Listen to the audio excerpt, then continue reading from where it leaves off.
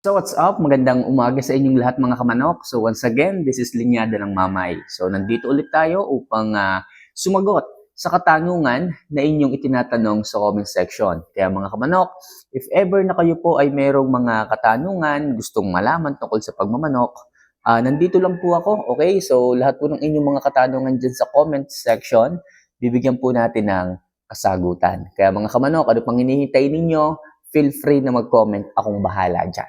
Okay? So, kung nagawa mo na yan, nag-comment ka na dyan. So, huwag mo lang kalimutan na mag-subscribe, mag-like, at syempre mag-comment dito para mapanood mo rin yung mga video na nagbigay ako ng kasagutan sa katanungan mo. Kaya mga kamanok, maraming salamat. Ngayon pa lang nagpapasalamat na po kaagad ako sa inyo at nandiyan kayo para sa akin. So, mga kamanok, ano pang hinihintay natin? Huwag natin masyadong patagalin to. So, ang unang katanungan ay, ang dami, ay galing kay Bal Clover. Ayan, mega shoutout po, Bal Clover. So, ang katanungan niya is, Idol, sa day 1,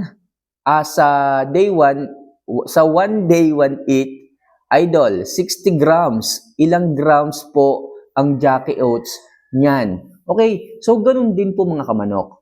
10% din po ang fermented Jackie Oats. It's either 2 times per day kayo magpakain. Every meal, dapat 10% pa rin po yan. So, kung ilang grams, ganito na lang kukumputin na lang natin or something, sabihin natin atin na lamang per piece. Tatandaan yung mga kamanok, ha?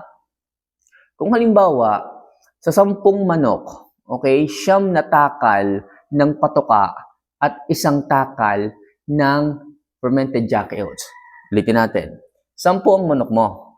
Siyam na takal ng patoka, then yung natitirang isa, siya yung fermented Jackie Oats. Ganun po ang 10%.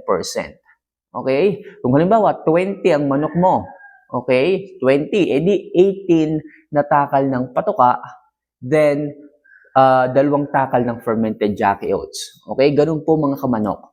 Kung halimbawa naman, nagbibigay ka ng 35 grams. Halimbawa, 2 beses ka magbigay sa isang araw. So, sa isang beses na nagbigay ka, halimbawa sa umaga, 20 pieces po. 20 pieces po ng fermented Jackie Oats. Kung hindi nyo kayang kwentahin, pwedeng bilangin nyo po. Medyo matagal, pero kung masasanay kayo, alam nyo na kung gano'ng kadami, kahit sandukin nyo na lang ng sandukin. Hindi naman dapat exactly 10%, basta wag lang sobra doon. Okay? Hindi ko pa natatry kung ilang grams yung 10% kasi mangyayari dyan, kung one day, one eat, 60 grams, o nga, bakit hindi ko subukan na i-compute? Sige, babalikan kita. Mamaya, i-compute ko or titimbangin ko kung gaano karami o ilang grams ang 10% ng 60 grams. Okay? So, yun mga kamanok. Basta ako, ginagawa ko dyan, pag 10 manok, 9 na takal ng fermented Jackie Oats at 1 takal ng, 9 na takal ng patoka, 1 takal ng fermented Jackie Oats. Ganun po ang aking pagbibigay. Kasi yung manok ko dito, halos saktuhan sila eh. 20. Bukod yung mga sisiw. Yung mga sisiw, huwag nyo muna bibigyan ha. So, starting tayo ng 3 months old. Saka tayo mag-start ng paunti-unti lang. Huwag tayong mag-full feeding talaga ng 10% kaagad.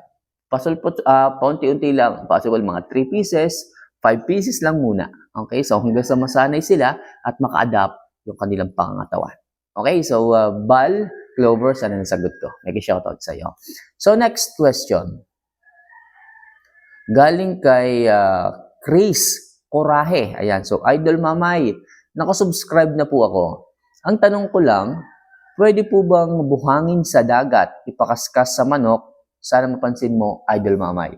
Yes, pwede po yan. Sa breeding, ginagamit natin yan eh. Yung mga buhangin sa tabi ng dagat, sa breeding, nilalagay po natin yan. Mas maganda yung apakan ng ating mga manok na ibinibreed. So sa pakaskasan, pwede rin naman po yan. Kaso baka hindi masyadong magkaskas everyday. Okay? So sa una, pag sila ay na-curious, magkakaskas sila, magkakaykay sila doon, matutuwa sila doon.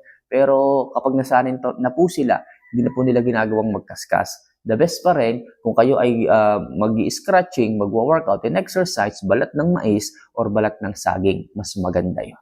Okay? So next, pero yung tanong mo, kung po pwede po yan, pwede po yan. Pero mas ginagamit yan sa breeding. Okay? So, next question. Galing kay Rodrigo Buslon. Ayan. So, Idol, anong tamang inom na vitamins ng manok? Vitamins ng manok ko, kulang pa sa katawan, medyo payat pa. Okay, so lagi ko sinasabi sa inyo, hindi niyo po kailangan kaagad ng vitamina kung payat yung manok ninyo. Okay, hindi muna. Hindi ko sinabing hindi kailangan, hindi muna. Lagi nating daanin muna sa pagkain. Kasi lahat ng nutrition sa pagkain dumadaan. Yung mga vitamina, injectable supplements, gabay lang, tulong lang, alalay lang. Pero ang talaga nagbibigay dyan ng magagandang pangatawan is galing sa pagkain. Okay, so kung tatanong mo kung ano yung magandang pampaganda ng katawan, kasi medyo payat pa yung alaga mo, magsimula ka sa priming. Make sure napapriming po natin ang ating mga alaga. Mahalaga po yung mga kamanok. Kasi yan po yung pumipigil eh. Yan ang pumipigil ng growth and development. Bakit mga kamanok? Nasa halip na napupunta sa katawan ng manok yung nutrients, nasa halip bumubuka o gumaganda ang katawan ng manok, ay hindi po mangyari dahil kinukuha po ng mga yan, ng mga parasite, ng mga bulate sa loob ng katawan ng manok, ang sustansya sa kanila na pupunta. Kaya yung manok mo, ang laki ng butsi, ay ganang kumain, pero ang payat ng katawan. Pero kung i-eliminate mo, aalisin mo, pupurgahin mo, 3 weeks ka magpurga, every 3 weeks, sigurado yan. Walang matitirang bulate dyan, pasok sa katawan, sa sistema ng manok ang pagkain. Kaya sinasabi ko sa inyo, kahit konting pagkain lang ibigay ninyo, bumubulto yan. Dahil malinis, maayos ang sistema. Walang bulate, walang humaharang ng pagkain, ng nutrients, ng vitamins, kaya maganda ang katawan ng mga manok ninyo. Kahit konti lang ibigay ninyo, makikita nyo, bumubulto pa rin sila. Okay? So, sa pagkain naman, maghalo lang kayo ng fermented Jackie Oats. Marami naman akong video dyan kung paano gumawa. Sana makatulong. Maganda ang fermented Jackie Oats kahit wala kayo masyadong supplements and vitamins. Makikita nyo yung development ng pangangatawan. Okay? So, malinaw tayo dyan na... Sino ba yung tanong? Rodrigo Buslon. Ayan, mega shoutout po at salamat sa pagtitiwala. So, next. Okay, galing kay JC Tinter. Ayan, so kamamay, tanong ko lang po, pwede po bang magbigay ng bully boy pag magbe-breeding? Yes po mga kamanok. Kasi si bully boy, building of muscle, pampaganda siya ng red blood cell, ng dugo, ibig sabihin, magiging mas maayos yung pangatawan ng manok, magiging healthy yung manok, gaganda yung pangatawan. Pag maganda ang katawan, tumataas po yung tinatawag na testosterone level. Pag sinabing testosterone level, ito po yung libido. Kung sa lalaki, ito po yung nararamdaman nating tayo po ay nagiging lalaking lalaki. Ganun po ang pakiramdam. Kaya kung tinatanong mo ako, kung po pwede si bully boy sa breeding, pwede po. Okay? Napakaganda po niyan. Rich in amino acid na talagang siya ang nagpapabulto talaga ng katawan, nakakatulong para mas maganda yung development ng pangangatawan ng inyong mga alagas, lalo-lalo na sa tanda. Okay? So, next question. Okay, ito. Galing kay Ace Yebra. Ayan, so kamamay sana mapansin. Bakit bawal uminom agad ng tubig ang alaga natin after workout or after ng exercises? Salamat and God bless. Okay, actually, hindi ko rin siya alam. Pero based on my experience, hindi talaga siya maaaring bigyan kaagad kasi malaki yung chance na nagkakasipon o nagkakahalak yung manok. Para lang din yung yung manok natin, hindi siya nag-workout, pero yung maiinom niyang tubig is galing sa mainit na panahon or directly from the sun, tapos iinumin niya. So, di ba nagkakasipon? Parang ganun lang din. Mainit yung tubig, nainom ng manok, pumasok sa katawan yung mainit na tubig, nasikatan ng araw, nagkakasakit. Tapos naman, balik na naman sistema. Malamig yung tubig, nag-workout yung manok, mainit yung katawan, iinom ng tubig, so doon nagsisimula yung sipon. Parang ganun lang din po. Yung isa mainit ang tubig, yung isa mainit ang katawan. Okay? So, nagkakasipon. At na-experience ko yun. Hindi ko rin nga alam kung bakit. Sige, para sa'yo, aalamin natin kung bakit hindi umiinom, bakit nagkakasipon yung ating mga alaga o bakit bawal pa inumin ng tubig after workout ang ating mga alaga. Okay? Pero sa akin dito, after 1 hour, saka pa ako nagbibigay ng painom. Okay, pero after exercise and workouts, hindi muna. Kinu-cool down ko muna yung katawan, pinagpapahinga ko muna, Pag nakita kong normalize na or maayos na yung pressure ng manok, saka tayo nagbibigay ng painom para smooth na smooth. Kasi yung pump ng puso, okay, pag masyadong mabilis, pinainom ninyo, possible merong ugat na, alam nyo na, pumutok o something na hindi ko alam. Possible yon. Kasi ang manok, mabilis talaga ang pintig ng puso ng mga yan, lalo na pag galing workout and exercises. So, let them cool their body. Okay? So, next. Ito galing kay Gian Nalay Morete. Ayan. Kamamay, tanong ko lang po. Paano po malalaman ang linyada ng isang manok? Maraming salamat, Kamamay. Sana mapansin nyo ang tanong ko. God bless. Paano malaman ang linyada ng isang manok?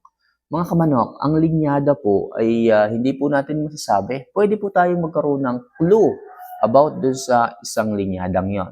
Based sa itsura, based sa kulay ng paa, based sa kulay ng balahibo, pwede po tayong magkaroon ng idea. Pero hindi po natin po pwedeng, pag nakita natin yung isang manok, ito, sigurado ako, claret ito.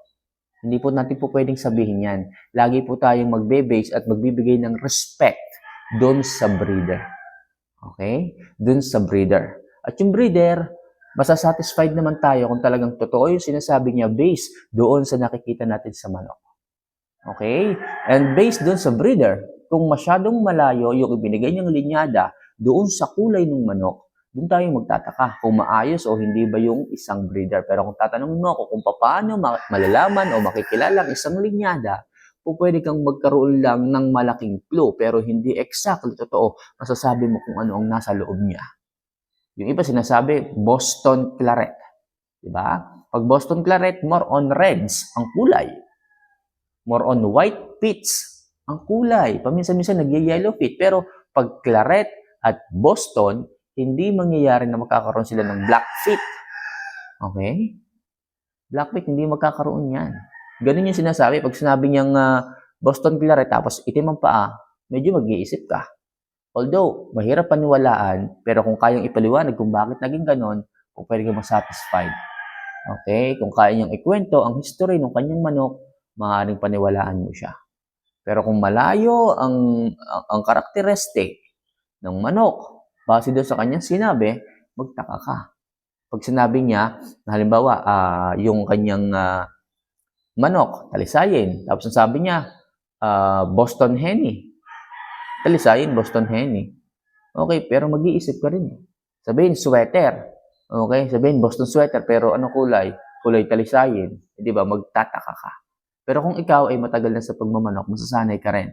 Pag sinabing claret, kailangan wine red ang kulay, white feet, straight comb. Pag sinabi nilang golden boy sweater, kailan makikita mo? Karamihan, peacomb, tapos ay medyo madilaw ang kulay, magandang manok, yellow feet, ganyan po. Pag sinabi namang 5K sweater, halos ganun din po. Kulay pula rin, medyo nagdadrag ng konti ang kulay, yellow feet, magandang pangatawan, malaking manok, ganun po. Pag sinabing dome, tapos pag nakita mo, itim, magtataka ka, dome pero kulay itim, tapos henny pa, doon mangyayari. Base sa makikita mo at doon sa kasanayan mo kung ano yung mga linyada na ganun dapat ang kulay, dapat ganun din yung sinasabi. So, madaling sabi, kung tatanungin mo ulit ako kung makikilala ba natin ang isang linyada, makikilala natin yung kung anong linyada base sa ating prescription o base sa ating imagination. Okay, pag sinabing ganitong kulay, makikita mo agad na siguro ito claret, ito Boston. Okay, ganito ang kulay ito Kelso. Merong mga linyada lang talaga minsan na nagkakapareho. Anong example? Kamanok. Yun nga po, gaya na sabi ko, yung Raptor sweater at saka yung Golden Boy sweater, minsan nagkakapareho sila. Pero base sa mga breeder, alam nila minsan yung talagang itsura at overall na itsura ng kanilang mga linyada. Kapag ka ikaw talaga ay breeder ng ganito o ganyan. Okay? Pero kung yung iba, possible, malilito pa rin. Okay? So, laging sa breeder tayo magtatanong. Okay? So, yun lang muna sa ngayon mga kamanok. Sana kahit paano makatulong po ang simpleng tips na to para sa ating mga magmamanok. Kaya kung sa tingin mo nakakatulong yung mga love advice na, yung mga advice ko tungkol sa pagmamanok na ganito, huwag niyo sana kalimutan na magtanong din, mag-subscribe at mag-like sa ating video. So, paano mga kamanok? See you for our next vlog. Mahal ko po kayo.